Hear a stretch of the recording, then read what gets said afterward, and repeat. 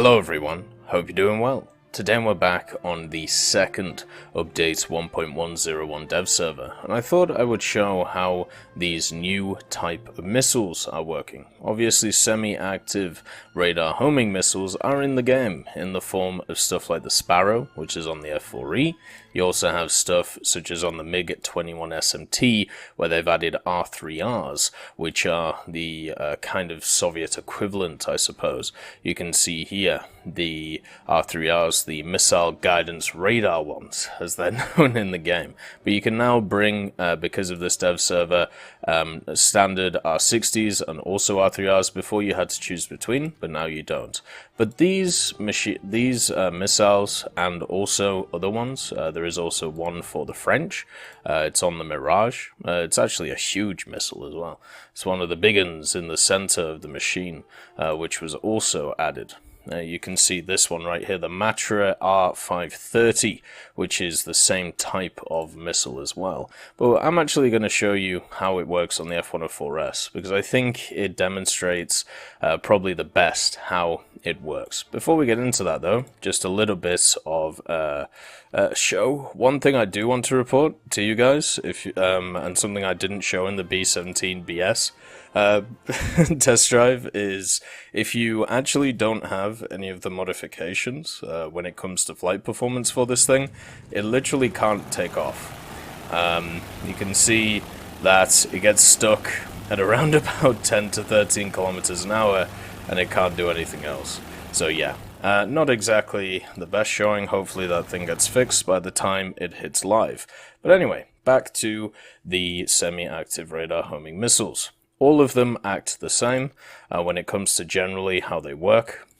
What basically happens with them, actually we'll demonstrate them on the Phantom first, because one of the things you also have to understand is there isn't a way of actually firing the different missiles now. So what I mean by this is it's all on the same buttons. So if you have set up like on the F104, you actually have to fire the two outer sidewinders first before you can fire the Sparrows, which is kind of weird.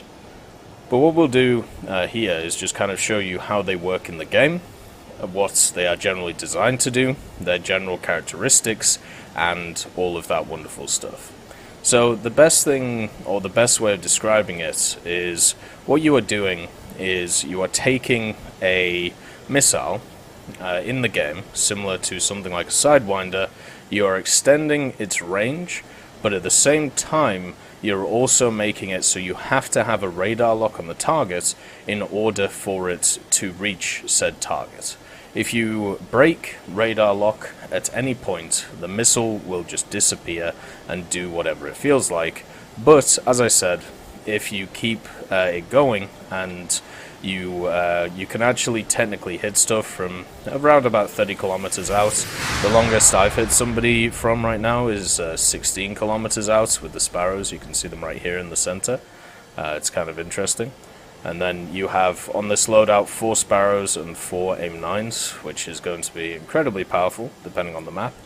But most of the time, as I said, generally the way that they're going to work is you're just going to hit stuff from way far out. You just need to maintain radar lock the whole way as it goes in, and then the target will go pop. So we'll set up on this MiG-15 here, and you can see he's popped up on our radar. That means that we can target him with our radar. Then we turn on our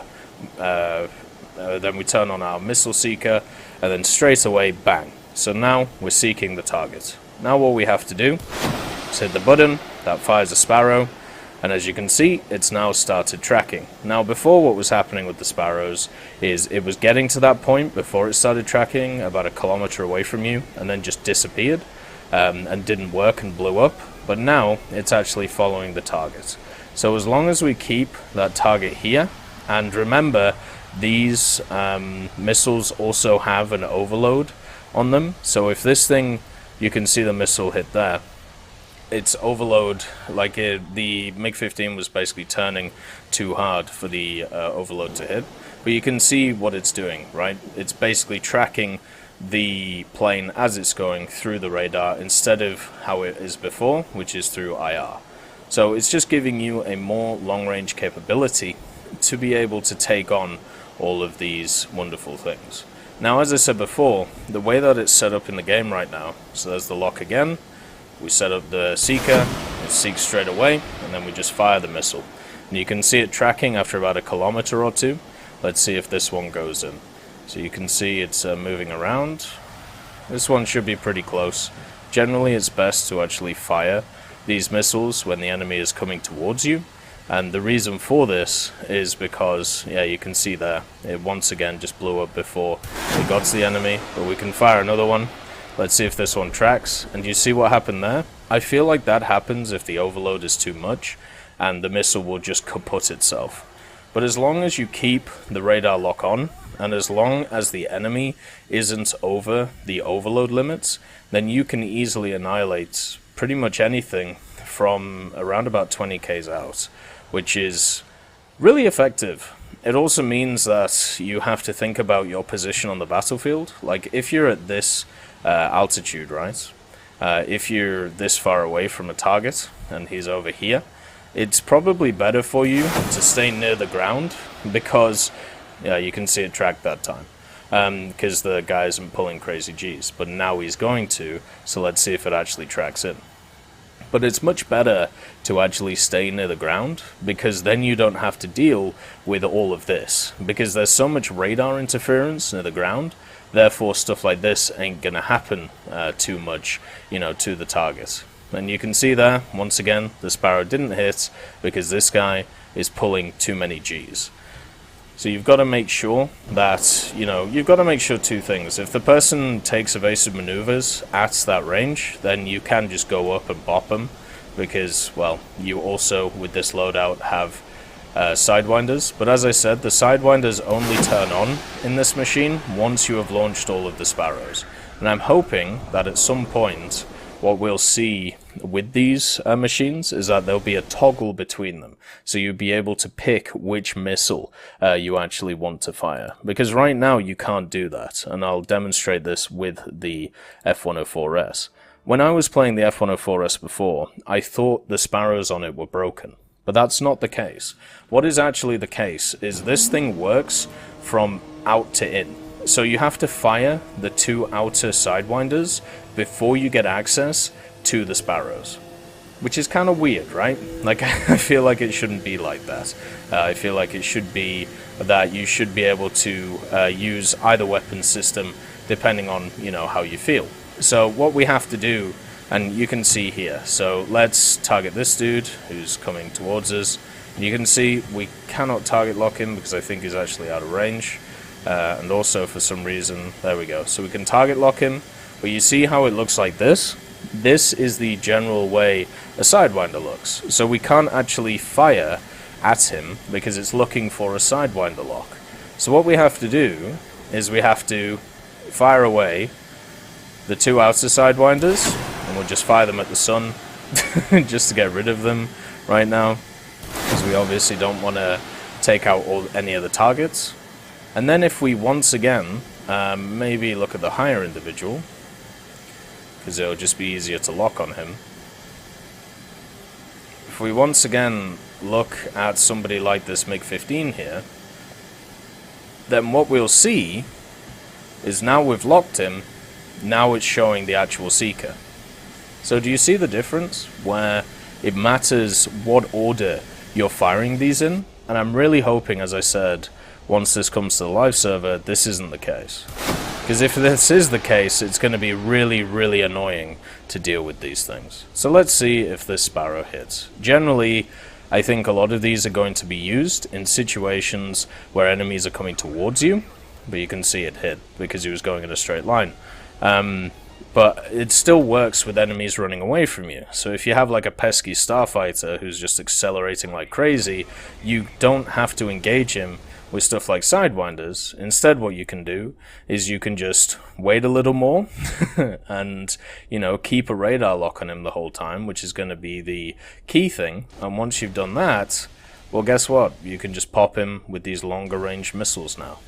So they are actually working on the dev server. You just have to do a little bit of fiddly with it. The R3Rs seem to be a little bit nicer to use than the Sparrows, if I'm honest. That might just be because I'm a bit more...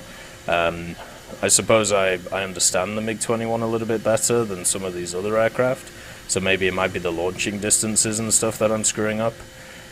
But I still definitely think they need a little bit of tweak when it comes to weapon selection. And you could easily do that, right? So we have this guy on the map. There we go, there's the box. He is pulling hard though, but you can see the lock after is straight away, and there goes the missile. It's tracking already. That should actually hit him. I don't think it's actually too far away, and boom. So you can see how they work, right? It's pretty simple. You just have to make sure to keep radar lock on him. And if you don't keep radar lock and it breaks, then the missile will just stop tracking and then it will just explode after a little while. And now we're back to Sidewinders. So we don't have to radar lock, we don't have to do anything. And now we have these like multi loadouts on all of these vehicles. It's going to be kind of insane, right? Like it's really going to be crazy being able to engage people from so far away. Like when we look at the Sparrow itself, the Sparrow goes at, you can see it goes at full Mach, its launch range is low, but the main thing is this thing can go what seems to be up to the late 20 kilometers, but most of the time you're probably going to be engaging stuff at about 10 kilometers, and they will be able to, you know, do stuff to you. Then you have a look at stuff like the Mirage one, which we'll have a look for you here, and they're very similar in the way that they generally work, especially with the big Kahuga. So you can see this one is the R530. This one is, as I said, thingy guided, semi-active radar guided instead of IR, and it's just able to track like nobody's business with the Mirage. It's also nice to see that this mechanic is being spread across the trees. It's not something which is just for one tree, which would have been incredibly annoying because there are a lot of machines in the game which don't have RWR systems. The Mirage doesn't seem to have one, or at least that I can see. So generally that would mean once something like this is tracking you, unless you're looking in that direction, which remember you have to look at for, you know, 5 to 10 kilometers, it's gonna be really annoying when you just randomly get popped by these things.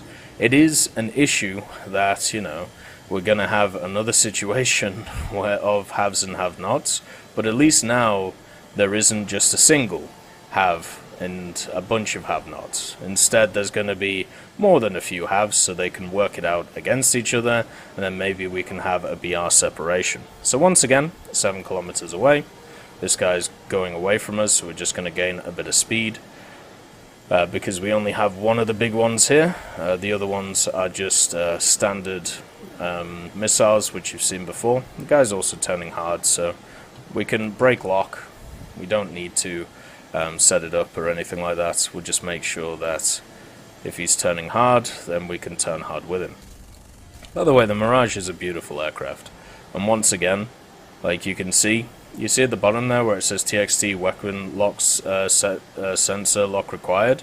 That is talking about the central missile. So what the Mirage does, whereas the F-104S works from outer to in, so you get the 2 Sidewinders, then the Sparrows, then the Sidewinders, this one, you have to fire the center one first, instead of the 2 outer ones.